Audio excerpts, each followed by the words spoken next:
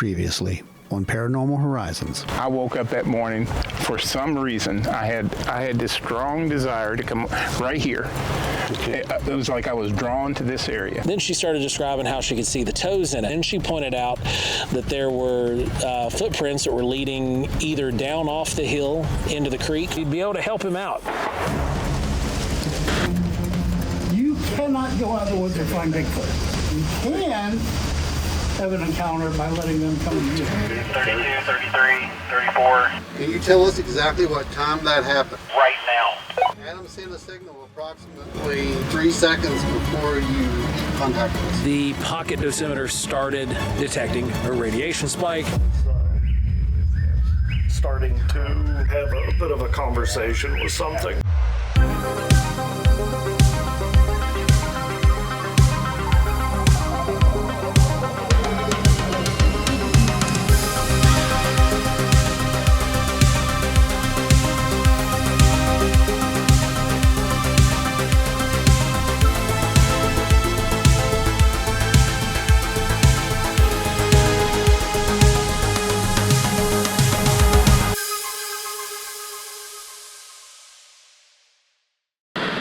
Following recent events, it was clear we needed more boots on the ground in this area. We were joined by multiple collective members who had come in to help on this particular investigation. They were very familiar with the area since the last year's workshop, where we had all experienced something very strange. We had some weird equipment failure, as always. Go ahead. My night vision and my FLIR camera both dead. The FLIR was 100% charged when I left the house. Yeah. Night vision had brand new Duracell batteries. I never checked it when I got here, but when I went to use it, it wouldn't even turn on. Well, we got a hold of the team. Yes, we did. We've got them out here. We've had a lot of activity recently. We've had reports sent in to us on the live shows on Wildwood Radio Live. We did. And we've been out here just in the last month. Larry and I were out here and we found that deer leg. Yeah. Okay, so tell me about the deer leg. Okay, so Larry and I were about 3 miles out. And we turned around, and on our hike back at about the halfway point, we stopped and we're just kind of talking, looking around, checking around the ridge and all that stuff. And I looked up and I said, "What in the world?" And Larry's like, "What is it?" I said, "Surely to God, that is not a deer leg hanging in the tree." And I thought he was messing with me, to be honest, at first, because there's no reason for a deer leg to be right there. And sure enough, I looked over and it was up in there hanging, and it was more than, like you would say, I couldn't reach up and touch the branch that it was hanging off of. So I walked up to it and I said, "Larry, look at this, look. So he walked over and I posed him in beside the tree. Yeah. I said, "Dude, I need you to stand here and just put your hand up. I want to get a scale reference to see how high this thing is before we touch it."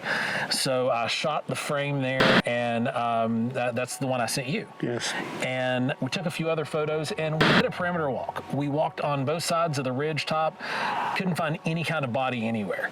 We both kind of fanned out and searched the area, because if there's a leg hanging in a tree, the body should be somewhere near around it.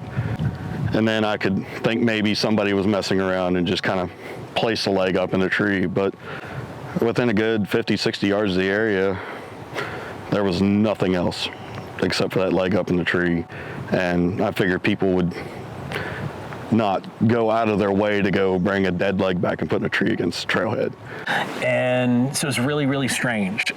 Typically, when you see creatures, limbs, whatever, hanging in a tree, the first thing that goes to your mind, if you've ever been out west, is big cats. Right. Now, big cats in West Virginia have been extinct since the 60s. The last one was shot in not Alum Creek, it was in Campbell's Creek, actually. It was where the last one was harvested from. And they hadn't been seen since. Now, there have been tons of reports that have been sent in about big cat sightings, but what makes this kind of not feel right is this tree was nowhere near big enough for a big cat. Yeah, I've seen the pictures. Yeah, the tree at the widest point down near the base was about as big as around as my arm. Yeah. And there was a small branch sticking off the tree, and that's where this arm was hanging. And it was the entire scapula to the hoof. And this indicates that something completely removed this arm. Now, if we think back to the what we call the deer massacre photo. Yeah. That report that was called in a couple years back, what did we see in that same animal? Right. The entire shoulder had been removed from this creature, and the witness saw something that they thought was a man run off with the hide and everything straight up the hill. So with the deer mutilation took place in 2022, and I was going into work, and as soon as I got to work, I was told there's a possible poaching case right down from the headquarters, and somebody had been running at 6 a.m, and they had seen someone get up off of this carcass and run straight up the hill.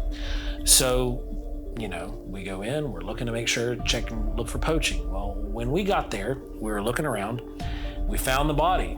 The body had been ripped apart. The front limbs had been torn off. There was an obvious handprint around the neck, and the neck was broken. It bobbed on a swivel when we were removing the body and pulling it away, because this was in a public area. The head bobbled around. There was the entrails had been removed. The upper and lower intestine had been separated and cleaned in the creek and placed separately on the stone, right there, the bedrock. Most of the hide had been removed. Around 80% of the cape was completely gone. And then this thing takes off. So, there was no lungs, no heart, liver, no kidneys, all the real high protein, mineral rich organs, the stuff that's, high nutrient dense organs, right?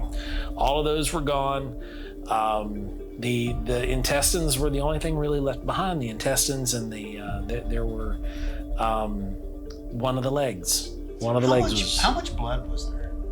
Could you tell? It was in the creek. It was in the creek. Yeah. So, this thing was killed either near the creek and drug into it, or it had been killed and slammed in the creek. Now, there was a gash on its head. So it does look that this thing was maybe slammed against the bedrock at some point.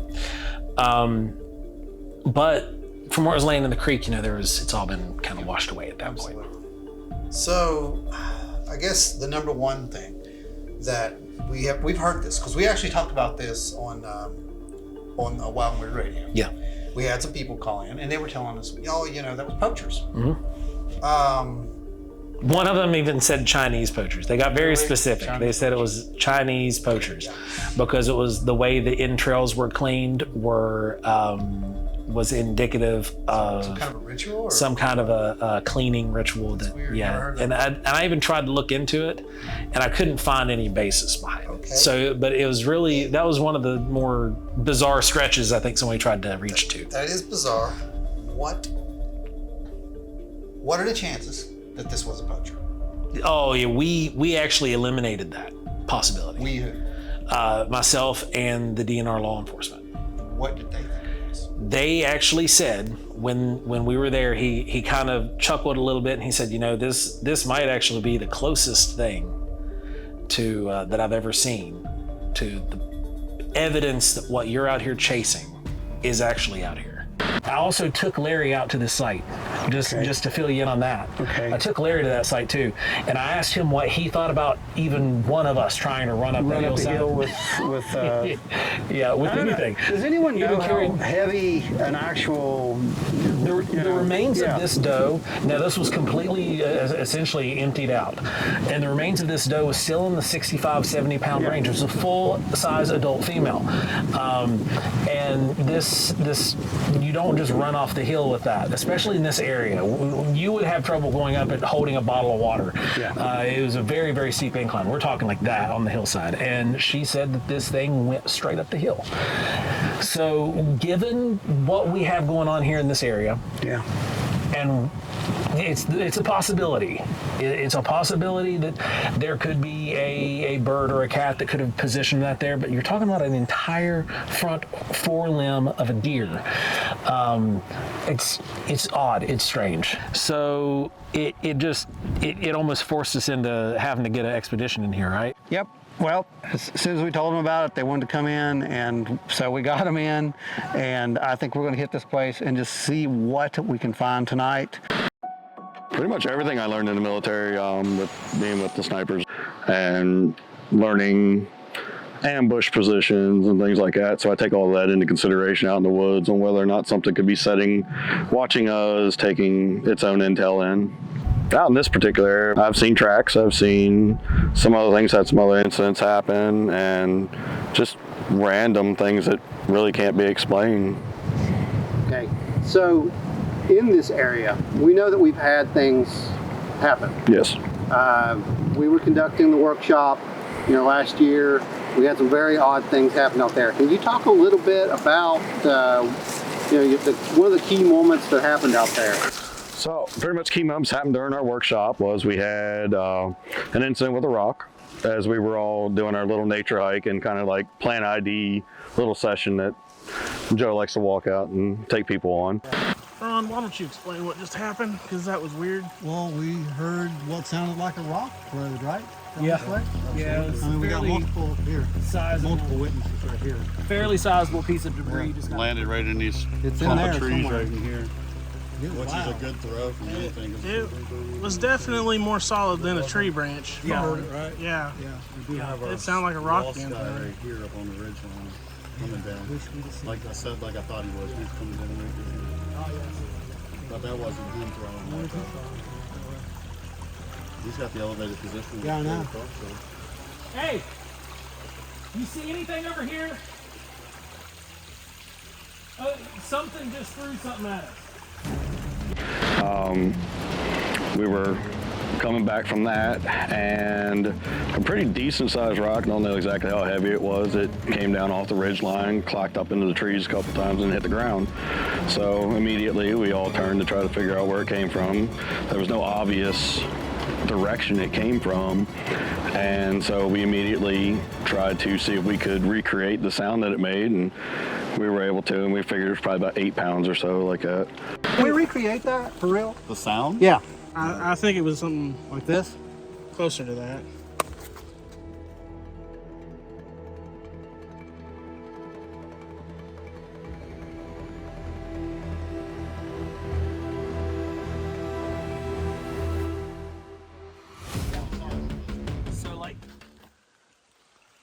Oh, yeah. Yeah. That's totally it.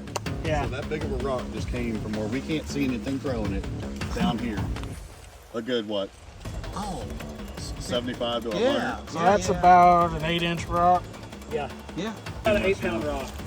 Say about 8 pounds? Yeah. About an 8-pound rock. Everything back there. Yeah, it's about 8 pounds.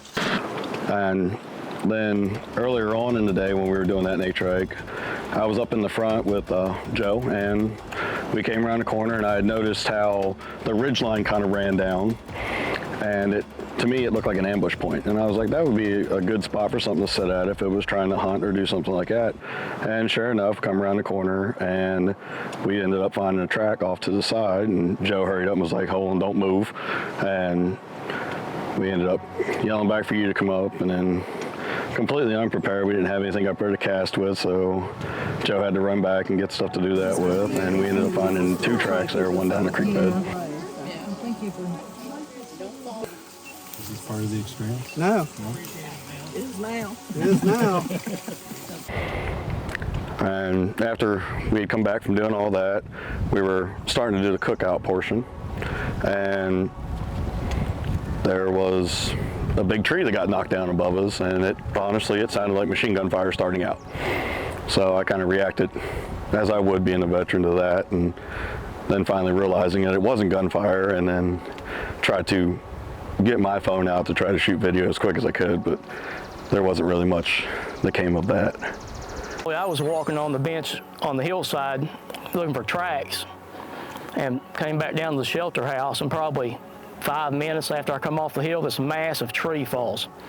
I mean, it sounded like gunshots when it started breaking, but just knowing I'd been there about 5 minutes before, I was probably pretty close to whatever was there. Well, I started out paranormal doing ghost hunting, and done that for probably 12 years probably, and kind of got burned out on that and started into the Bigfoot, which I've always been fascinated by Bigfoot. So I've been Bigfooting for probably 3 years. So what particularly did you observe? I know before we even went in the woods at dark, we had multiple pieces of equipment fail, battery drain. I had a FLIR that was fully charged that wouldn't turn on, night vision, it crashed, it wouldn't turn on. And we had the flashlight issue with the battery corroding. Both of these were charged together on the dock last night. Mine is dead, hers is still full. What is that? Wonkies. Our comms. Serious? Night vision and FLIR both are dead. What? Yeah. Both night vision and FLIR are dead. Go ahead. We got here and your light worked. Yeah, my light worked. I knew I was coming out here. I knew it was going to be dark. I knew I needed a light. Do you have the light? I have the light. My light's right here. Okay. It's a light I've had for a long time. I double checked this battery. This battery was not corroded. I've been playing with it, you know, just fidgeting with it all day, and it lit up every time until we went down here to go walk down the trail, and then it just would not do anything. Dead battery. Just dead right? battery. And then I go pull it out, and it's This swollen battery and looks corroded. like it has been, I mean, that looks like an old battery. You know, that was even before we even started in the woods. Yeah, pretty much all the equipment failures, and then after we actually started up into the woods, we kind of ended up splitting up into two teams. And of course, me being me, I like to stick into the back because I always think of Jurassic Park and the raptors taking the person from the back.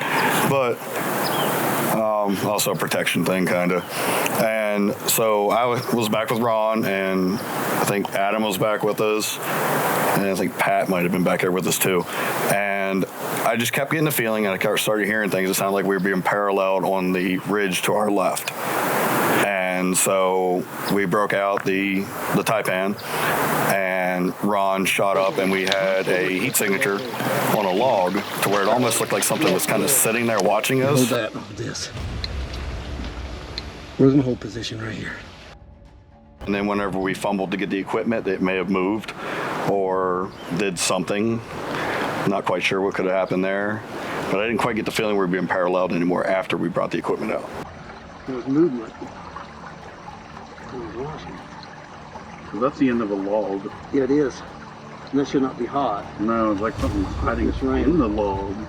Now, as we had that going on, what happened in your neck of the woods? We walked all the way to the head of the holler, and we had several people with us, you know, some teenage girls, and we went to the very back, and we turned our headlamps off and stood in dark for probably, 5 minutes. And Joe was whistling every now and then trying to get a response. And somewhere behind me, we heard a deep, low growl. I mean, fairly close. Well, y'all missed it. We had some excitement behind us. We had a growl. Yeah, we had like a weird growl. And we didn't say anything for a second, and the girls were like, "Did you hear that?" And we're like, "Yeah." And about maybe 10 seconds later, they said, "Can we go now?" You know, they was ready to leave. Lights were off, and we were standing there for 5 minutes, and I just told Bryn that we were standing there for 5 minutes, and Joe started whistling again, and after about 30 seconds to a minute, we start hearing this low, it sounded like a roar in the distance, but it was definitely a growl. And I ignored it, and then Bryn tapped on my shoulder, and she said, "Did you hear that?"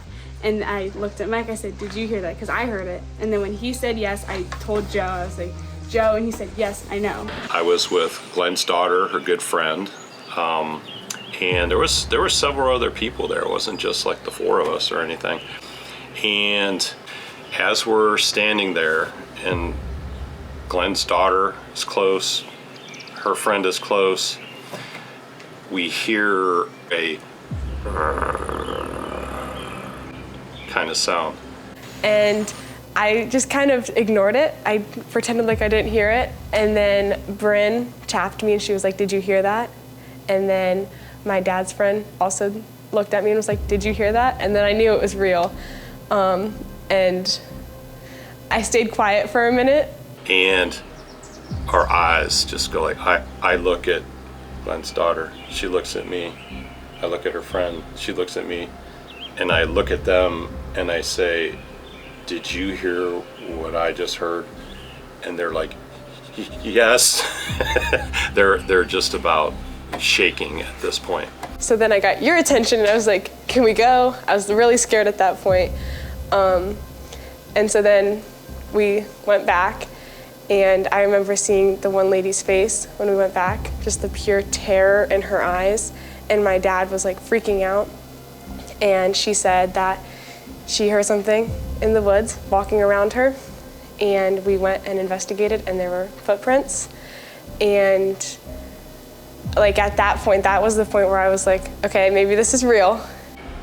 That's all they would talk about. Like, we just couldn't believe what we heard. And I just don't know what it was. And I've been out in the woods, I hunt, I'm a science teacher. I don't know what it was because I didn't see anything, but I certainly heard. It's like they heard exactly what I heard. And there was, in my mind, no doubt that there was something there, some type of animal growling at us. It was really cool though. Like, I was scared because I knew that like somewhere near there was Bigfoot. Yeah, so the key point was this was a workshop. Yeah, this wasn't an investigation. Yeah. You guys just went up there and all this broke loose. Well, Joe said, this is, 90% of the time nothing happens. And it was just, from the start, it was a great investigation.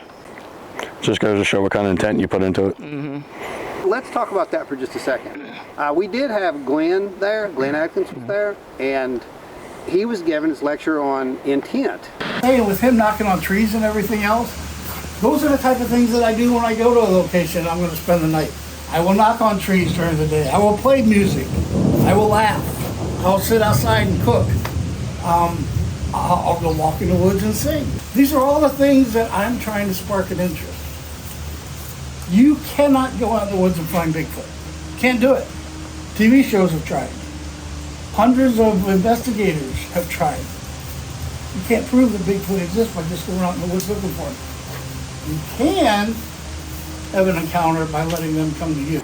And it kind of seemed like, everybody who was there had a great time. There was no ill will, everyone just had a great time. And it kind of seemed like, to him, that that's what could have happened, that we all could have just had this, I guess in his words, just positive energy or something that kind of drew this in. Me personally, if I go in the woods, before I go in, I always state, I'm not here to prove you exist to anybody but myself. I mean you no harm. All I want to do is just have an encounter. So I try to do that every time I go out.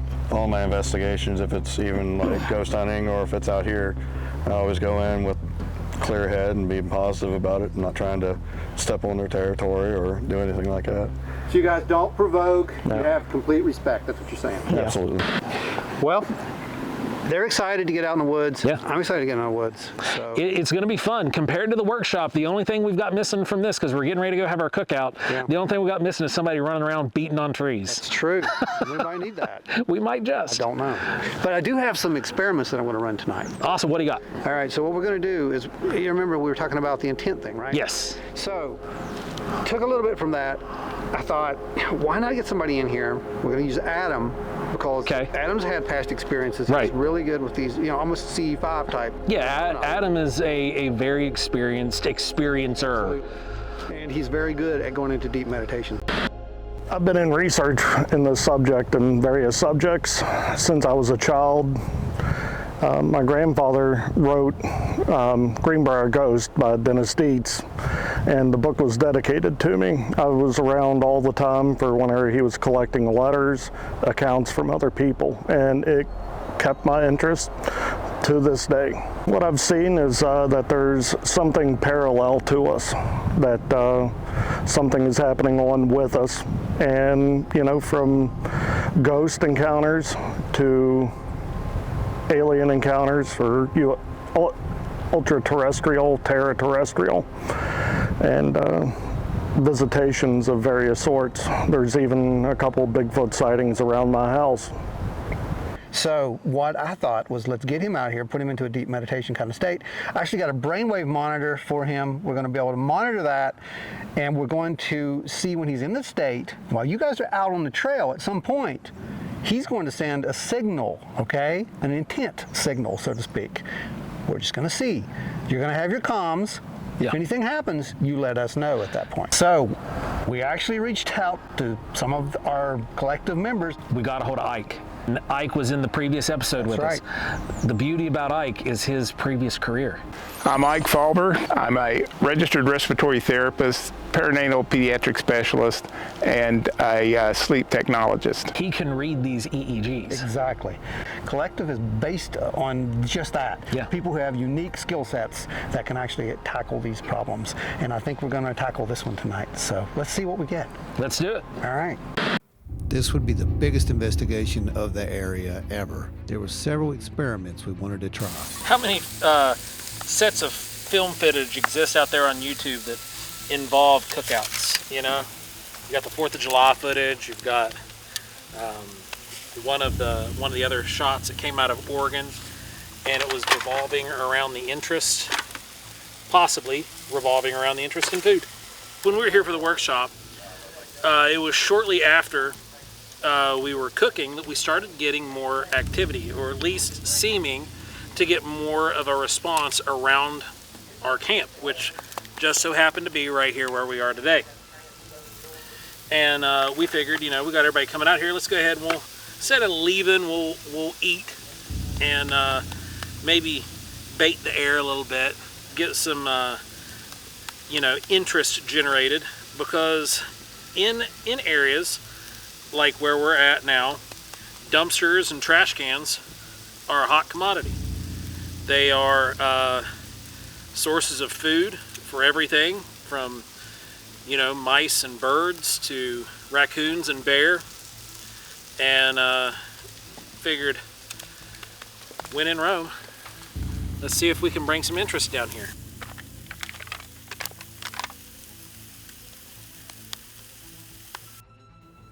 Now, after eating, it was time for us to move into the actual operation, and everyone had brought along as much equipment as they absolutely could.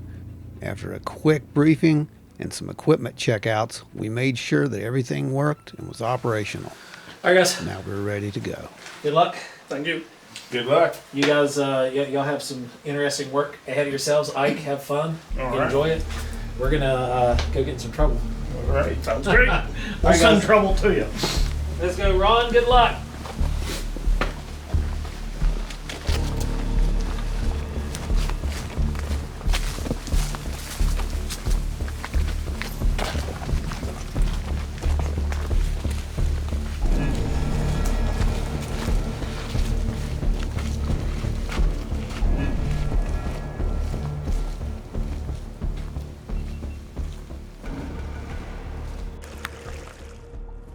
There we go. All right, and so during the workshop, this is the area that I had walking up the trail, noticed it looked like a really, really good ambush location. That if something was hunting and things moving on this trail, it could easily hide itself behind it and ambush from it. And then, just up here on the opposite side of it, coming down on the left-hand side of the tree here, we ended up finding one of the tracks, which you can see it looks like either water damage now, but almost like something kind of pushed its way down it again. And we noticed that earlier up here too. And so whatever it was came down off of this ridgeline right here and ended up coming across the creek. And we ended up finding another track out here and one up on the little knob here on the, and you can still see where there looks like there's quite a few trails leading right up out of this area right here where stuff crosses and goes up that ridgeline. After they found the tracks, they were investigating the tracks. I came up this point and went up to the bench up on the hill and started walking the bench down looking for more tracks. That's when Ron hollered and asked if I'd heard the rock thrown. I told him I didn't hear it because I was walking in dead leaves. But I walked the bench all the way back down to the shelter house. I came down at the shelter house, And it wasn't probably no more than 10 minutes after I arrived at the shelter house, we heard the tree fall. While Joe and the team were getting into position, back at base, we were getting Adam ready for the intent experiment. Now, if intent had a part in this, does that mean that there was a psychic component at work here? And if so, could we manipulate that to get results? Ike would monitor Adam's progress, and Adam wouldn't be able to hear anything He looks like thanks to the white noise generator. He's in like almost a stage 1 sleep now. So his meditation, evidently it's working pretty good.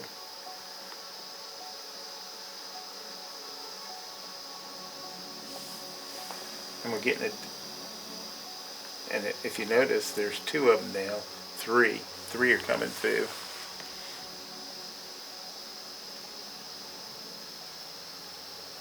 And he's trying to send that signal to him now.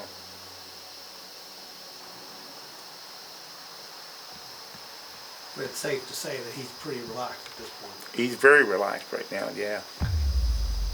There it is. He's sending There's a signal.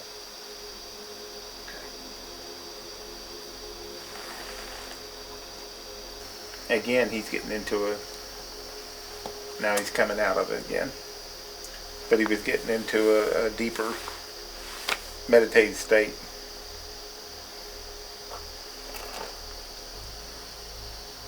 So what it does prove, basically, is that he can do what he says he can do.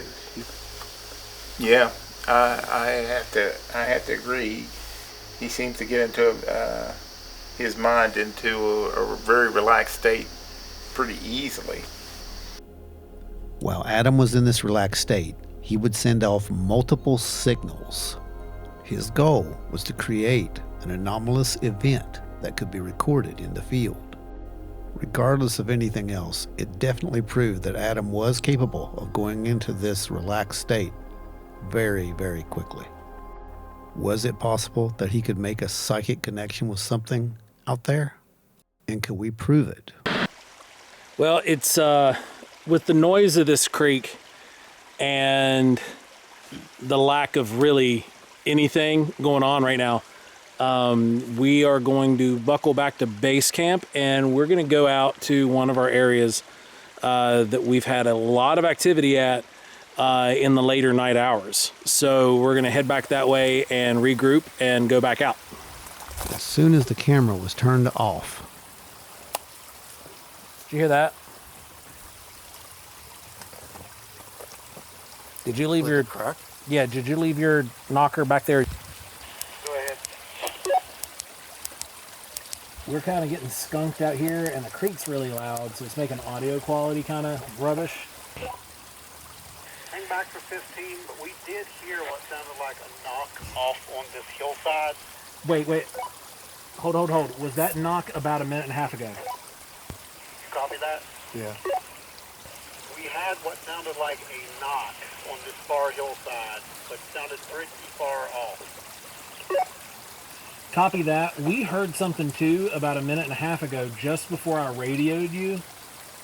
And I asked Scott if he had left his wood knocker back there at the camp, and he had. So I didn't know if that was you guys or not. So that was going to be my next question. That's negative. It was not Did you guys experience anything out there? Just that wood knock that we relay back to you. Well, not just the wood knock. On the way back, they saw something. We were stopping periodically in areas where the creek was. That's my bird. Wow. Pay attention to what Adam just said right there. It'll come up later. Well, we come down the trail coming back out and coming downhill, and we rounded a rock. And as we rounded the rock, I seen in front of us, I seen like a bluish white flash, just that instantly there and gone. So, yeah, he said he saw it flash, and before he even said what it was, I was like, did you see a light flash in front of you? And it was like a bluish white. Yeah, and it was just bam and gone. It wasn't in any real shape or anything like that. It was just a flash of light on the ground. And we were running red light at the time, so it wasn't any of our lights. Reflection. No, the only thing we was running was IR and thermal and red light. So about what time was this, guys? Oh, 7 minutes ago. Well, yeah, 6-7 minutes ago. Yeah, so 9:10, 9:15. Adam, what were you doing at about 9 minutes ago? Because you said you were in the middle of something when we pulled you out. I was in the middle of something actually whenever you took me out. And they were busy. And about 10 minutes ago, I was starting to have a bit of a conversation with something, and just kind of having this more or less intent about what we were doing and where we were.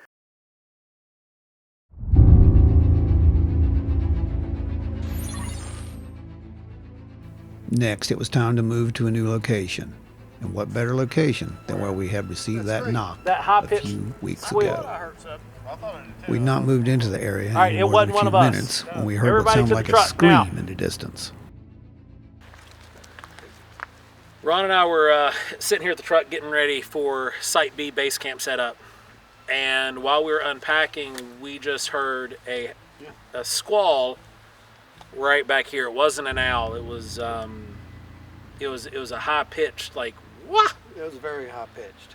And it was right back here. Now we are in an area where we have had continued activities since 2020. This is that area? This is the same area. Just heard the knock. Wood knock. Yeah. A week or two ago.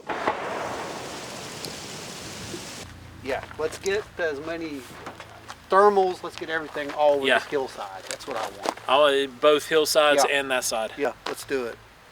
Because that's significant. Yeah, this is this area has been a continuous hotbed of activity. On top of the hill here. Thermal hit. What do you got?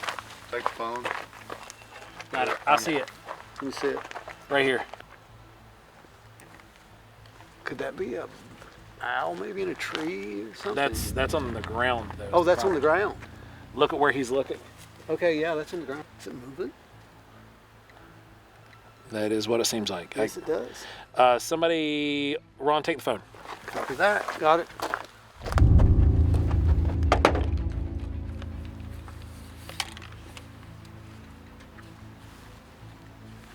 Still there.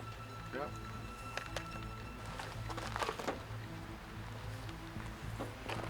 Right here. Take it off the monopole real quick and find There it was. There it is. There it is. There it is. There it is. Did you get it? Down. It's right in here. Oh, there. It's right to your right? Right to your right.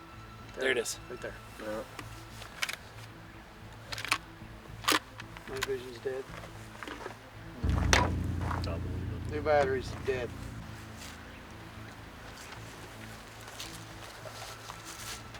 That's rabbit behavior. Yeah. I mean, that's rabbit behavior. That's rodent behavior of some sort. Yeah. Yeah. I think we got a rabbit or something. Yeah, he just stuck his head up even more right there. That's the final diagnosis on this one, guys. Let's go ahead and get rolling. All right, so you ready? Let's do it. Let's get things set up. Good. All right, I'm starting the stopwatch. Tell me when.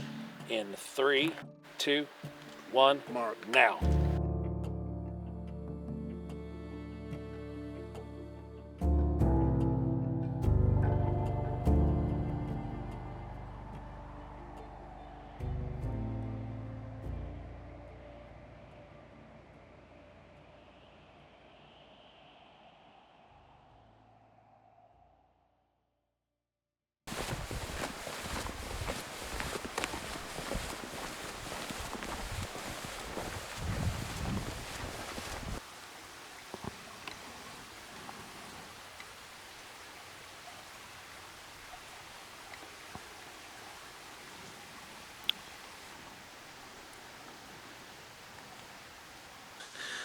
So I don't know about Bigfoot tonight, but I know for a fact we are being stalked by whippoorwills.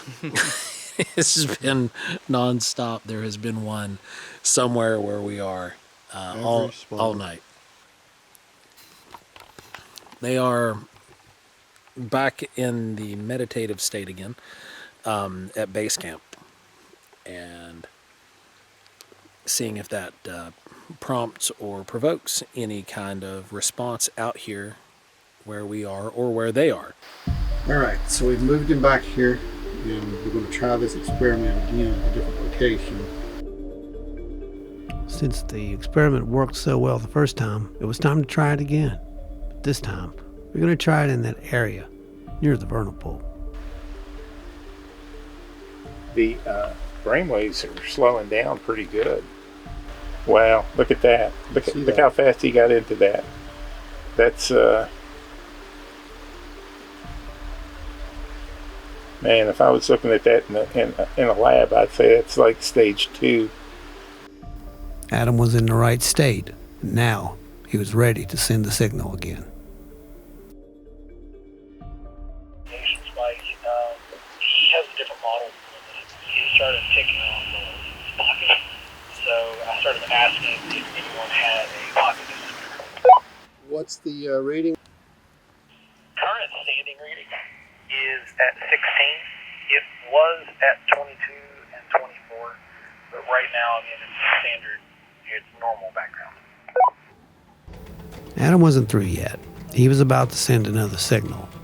And we wanted to see if anything happened when he did. It was quite the surprise. Say again. 32, 33, 34.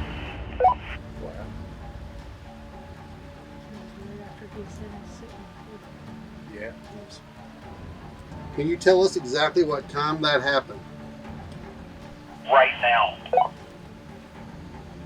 Adam sent a signal approximately 3 seconds before you contacted us. He just sent another. You just sent another one. We're sitting at 21 CPMs down here. Copy that.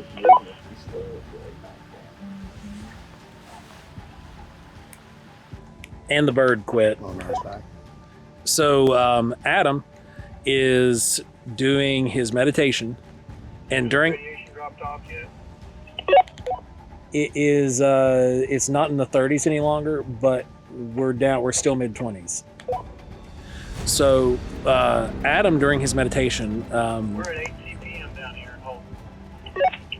Copy that, set a signal out, and as soon as he sent out the signal, the pocket dosimeter started detecting a radiation spike.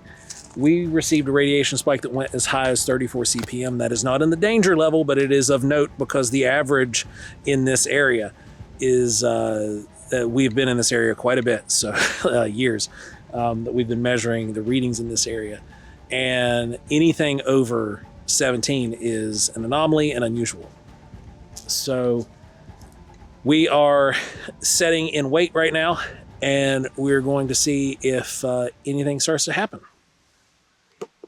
Yeah, we're showing nothing electromagnetic spectrum. Almost nothing. We are at 22 CPM currently, and when the radiation spike occurred, the whippoorwill went silent. And now that the CPMs are down in the low 20s, it's back at it. We're going to leave this camera rolling for a minute. We or as long as we can. We're walking back out of the trail. We're going back to base camp, and we just had something up in front of us. Went, huh? Larry and I heard it clear as day. So we're going to keep this rolling, and let's see what happens.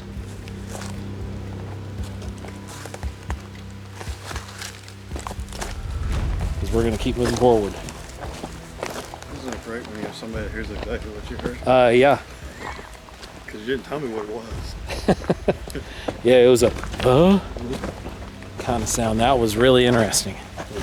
That was like disembodied voice. We just got a vocalization up here. As we were walking out of the trail here, something vocalized.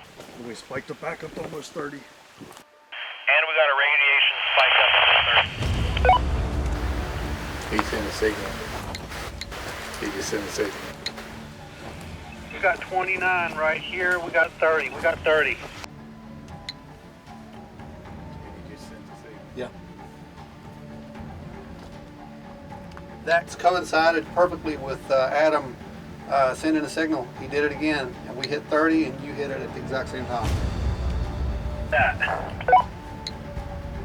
I don't know what I make of that. That is very bizarre. I will say that much. It was very bizarre. But what happened next was even more bizarre. A voice recorder next to the vernal pool started to pick up something a lot more than just radiation spikes. That is very bizarre.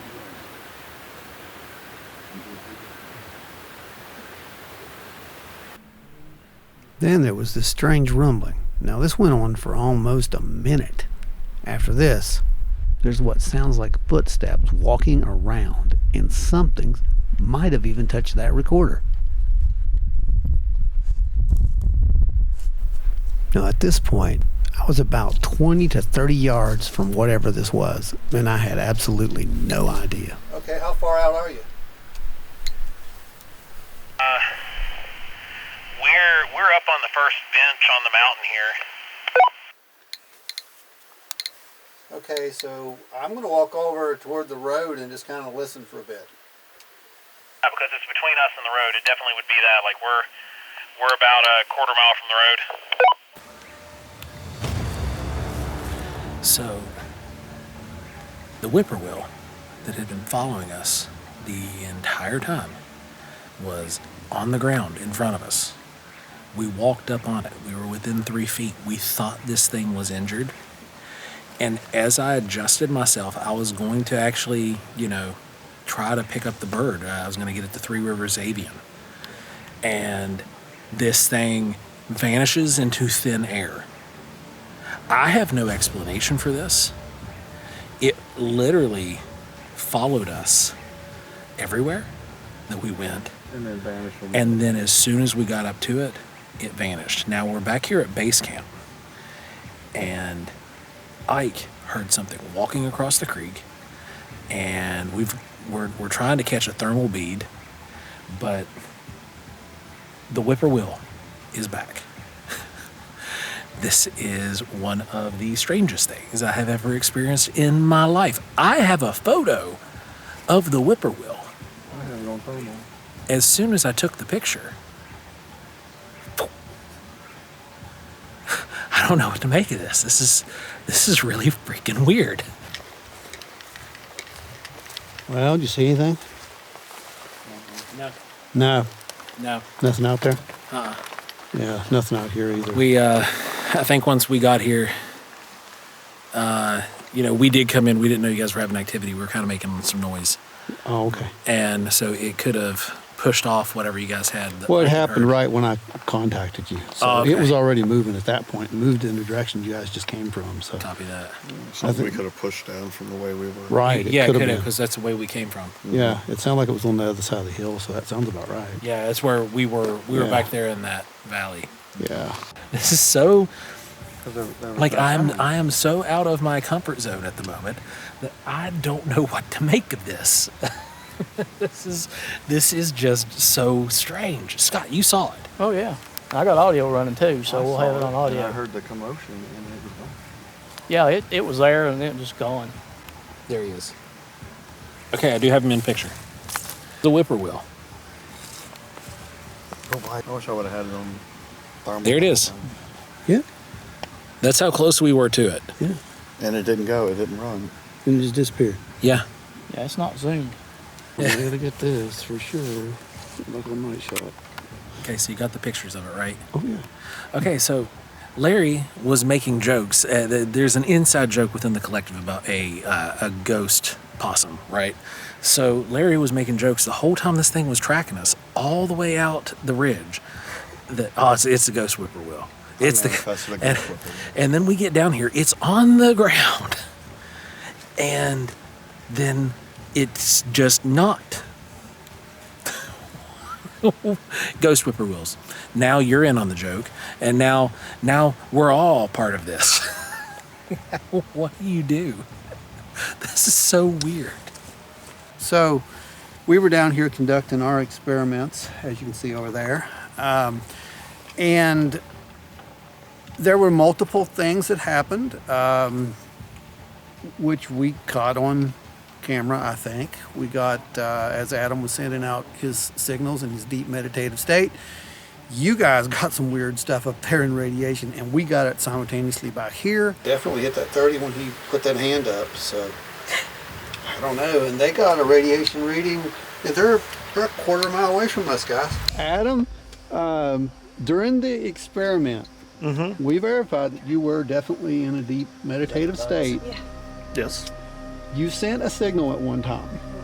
There was one time signal a lot. Right, but you sent a signal at one point where these guys contacted us. You don't know this because you were playing. We were playing white noise into your ear. You had no idea what was going on here. Nope.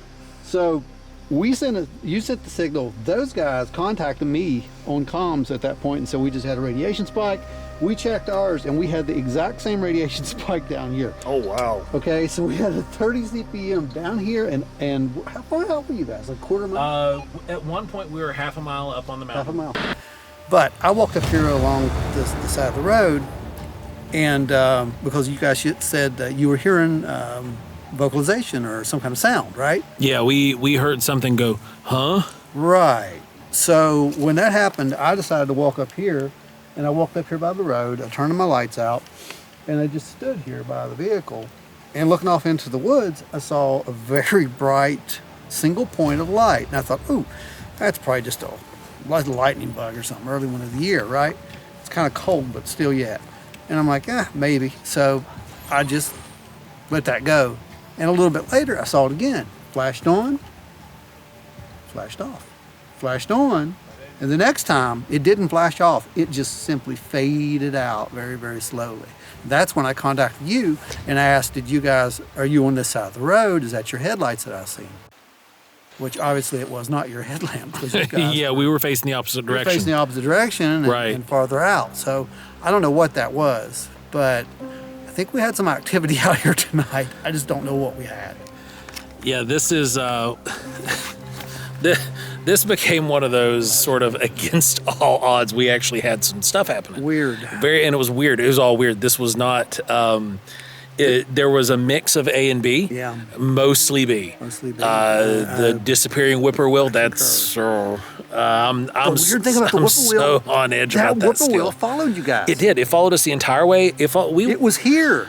When you guys walked up that way, that whippoorwill left here and went with you guys. It followed us all the way up on the bench and it flew ahead of us. Then when we came back, it followed us back, landed on the ground. I went to go pick it up, as you do, and it disappears. They saw it. I'm still like, I do not know what to make of this. This is so strange. I got a picture of it. It's a whippoorwill. This stuff just gets weirder and weirder every time. Yeah. And where does that end, Yeah, I know. Shouldn't have asked that question.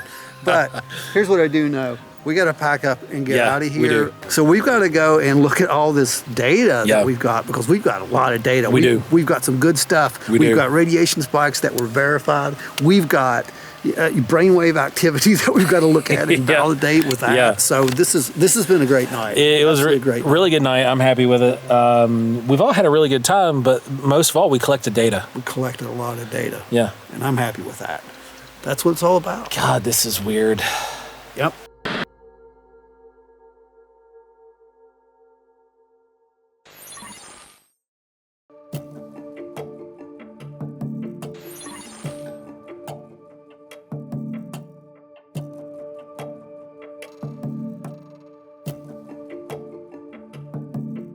So this is the region where almost all of our first cases came from.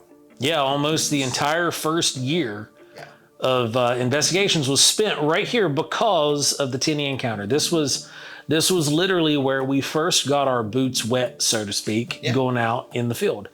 And it was following up on John's account, and he was there watching the salamander migration from the mountain into the vernal pool. Right.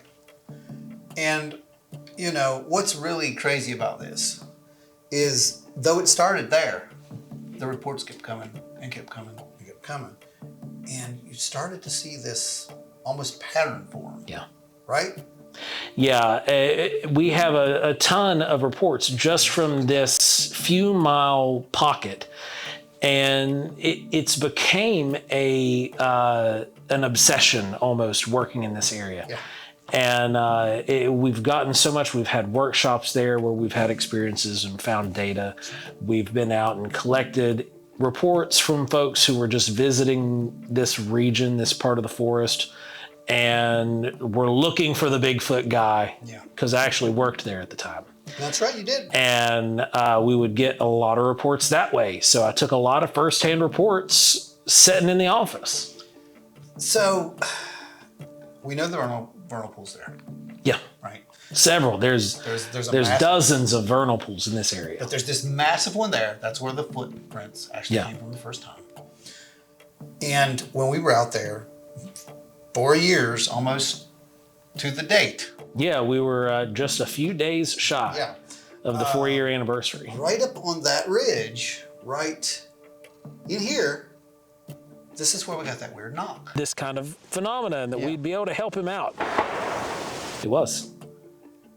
That is crazy to me. Well, you know, while we were there, we observed the benches that were almost cut out of the hillside there. Those are weird. And, you know, looking down that game trail, you saw multiple of these little half-round cuts. Little flat spot. That's There's no dead tree attributed to it.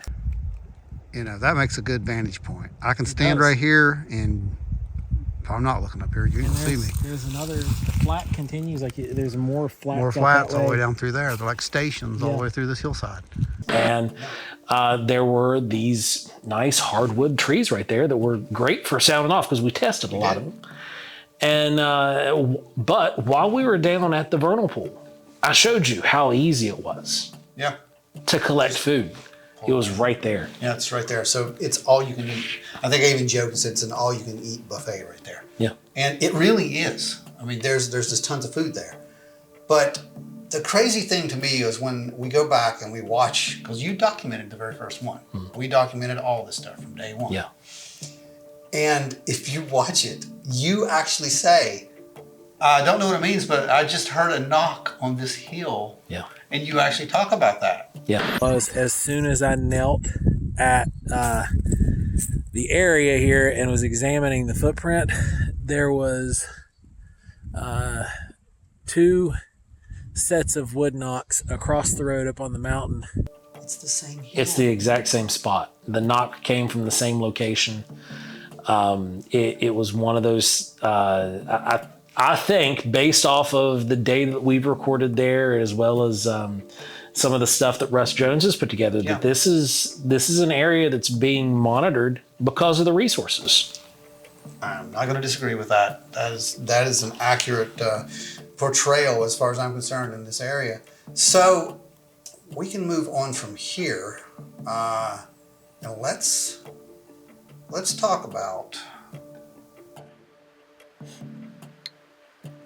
And we got a radiation spike up on the third.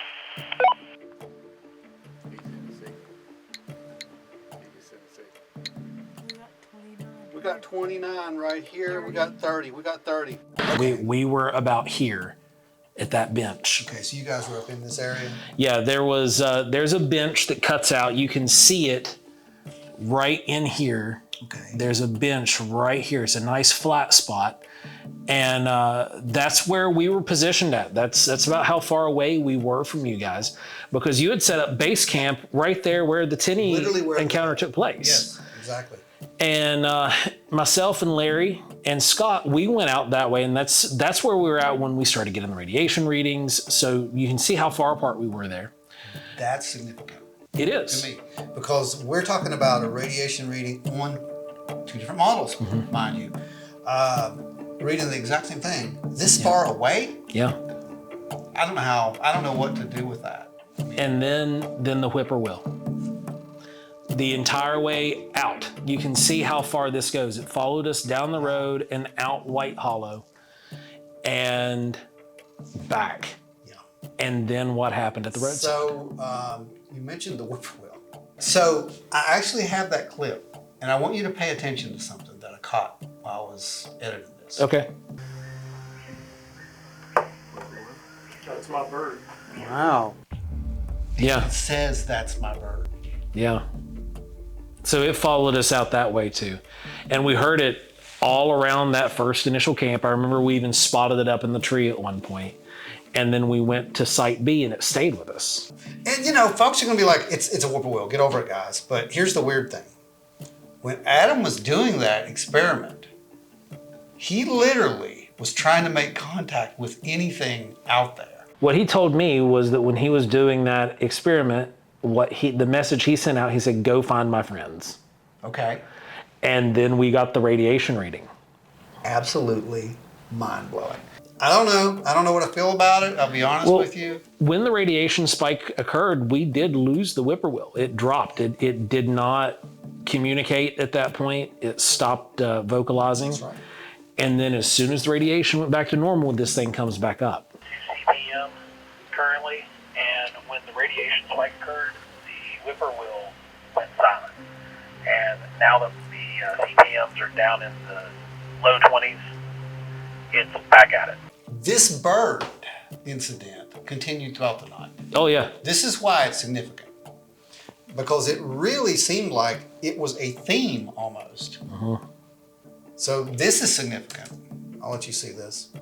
We just got a vocalization up here. As we were walking out of the trail here, something vocalized. We spiked it back up to almost 30. And we got a radiation spike up to 30. He sent a signal. He just sent a signal. We got 29 right here. We got 30. We got 30. Yeah. That coincided perfectly with Adam sending a signal. He did it again. And we hit 30 and you hit it at the exact same time.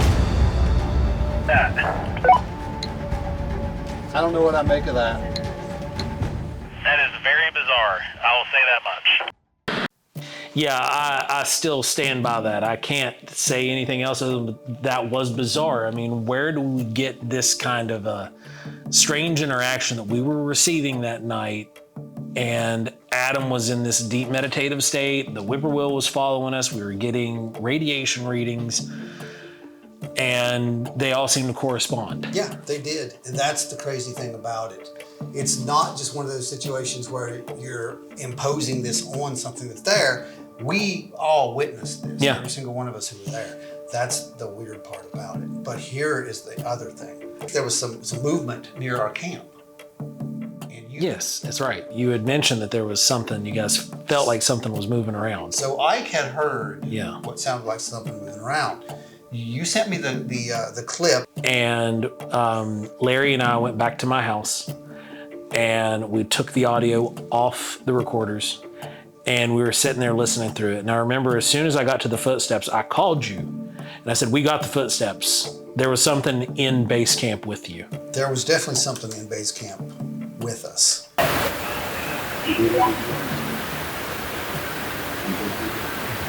Did you hear that? Mm-hmm. Now this was crazy. This is strange, and it goes on for minutes. It's a crazy rumble, and it's almost uncomfortable to listen to. And then you get the footsteps.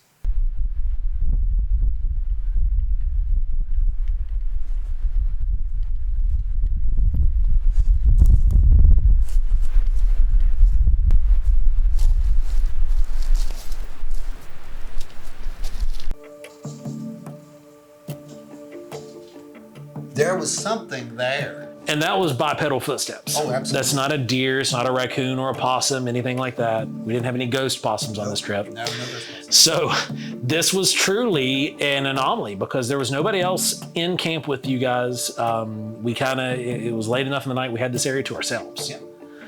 And it was very strange. And when we captured those footprints and then we got back to base camp and we heard those footprints again, we heard the footsteps rather. They were walking across the creek at that point. Yeah. We heard them on the other side of the mountain. You can actually hear, I think it's toward the end of the audio clip, because it's kind of long, what sounds like it going through water.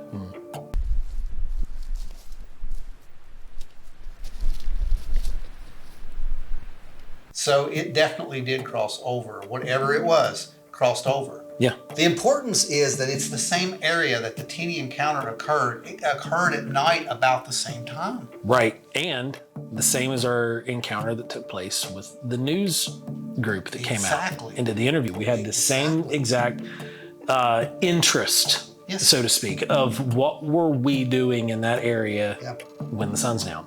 Exactly. So I don't know what it was.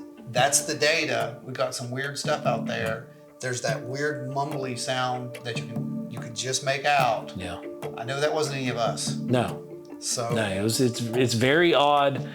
And I tried going back and listening for more of that, and there's not. There's maybe one or two other steps prior, but the most consistent set of steps was in that segment.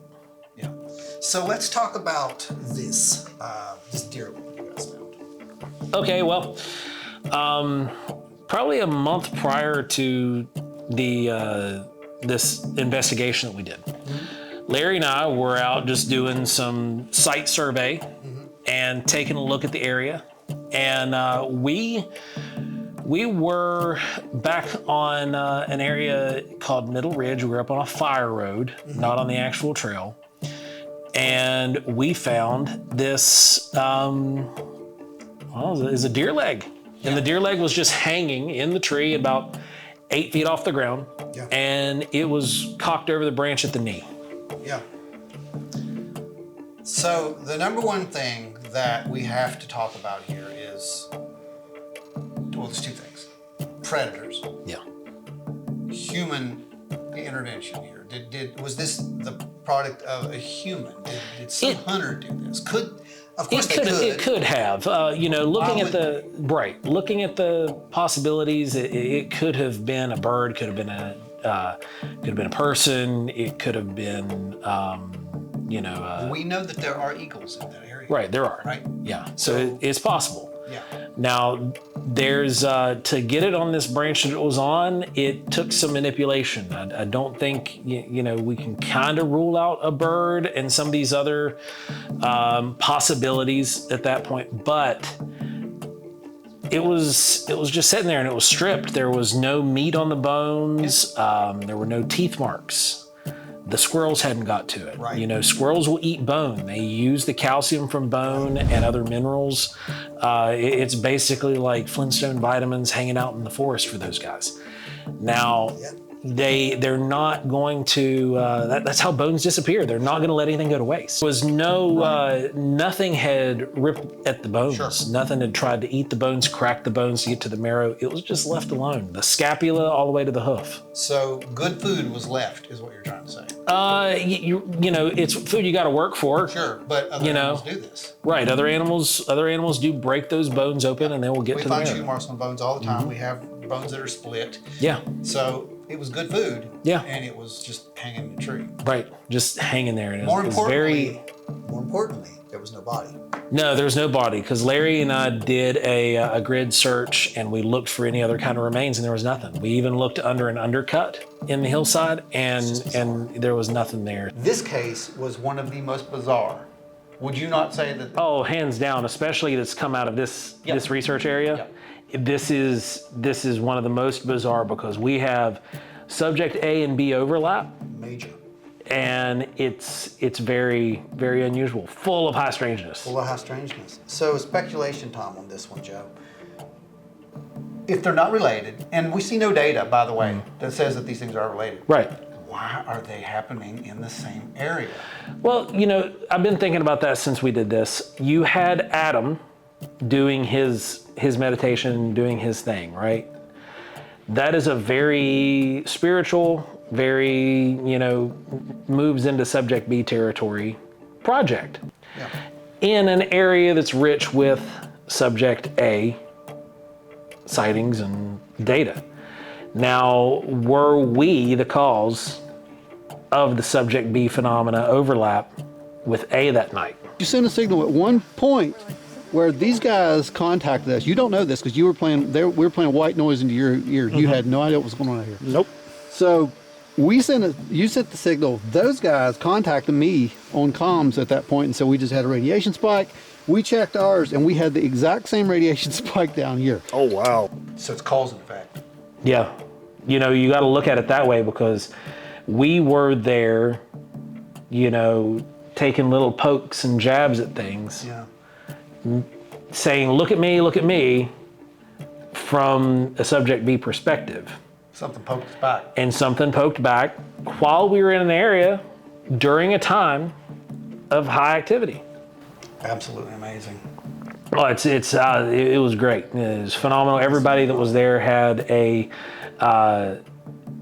almost paradigm shift type experience from their positions of research. I think so too. So we're obviously going to go back out there again. Oh yeah. It just begs us to go back, Yeah. right? Because there's just so many unknowns, and there's more experiments I want to conduct out there at this point. Because man, I tell you, it is definitely a place that I think that can provide a lot more data. So we need to get back out there, but I think for right now we put this case in the drawer and move on to the next one. Absolutely. We've gathered what we could from this one right now, and until we can get out there, it's just going to have to wait. Yeah.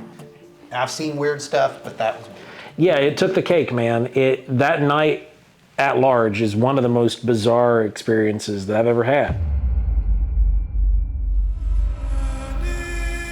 Jokes about ghost possums and birds aside, the whippoorwill is a significant symbol in eastern woodland cultures. The Manitou Tet-Ok, or forest spirits, have been said to shapeshift into whippoorwills and travel through the forest. These little forest spirits have a history of mischievous activity. Could it be that this mischievous trickster has taken an interest in our experiments?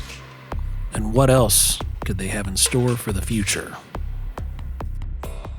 Every time we talk about this, it comes back. That's weird. That is no 1.66. Apparently there's something going on here with orb side. Like, I can't remember how many, and they were just like undulating in the air, and it freaked me out. I remember trying to get in the vehicle, and it just felt like that I couldn't get in there fast enough. Whatever that is, like... The ultra-terrestrial idea was only one aspect. These things are aware of what we're talking about. Are we dealing with some form of non-human intelligence?